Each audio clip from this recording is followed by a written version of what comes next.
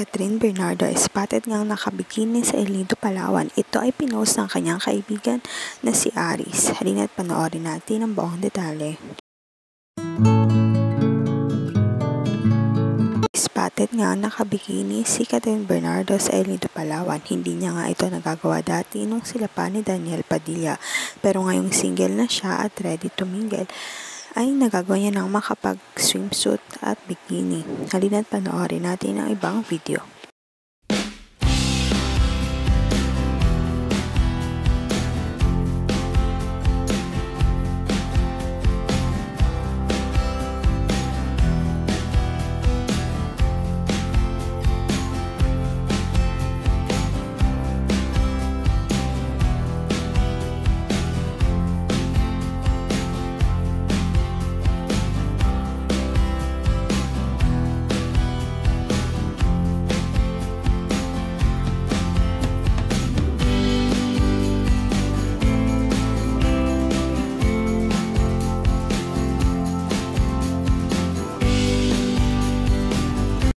Sa ngayon, maghintay na lamang ng latest update sa Katniel.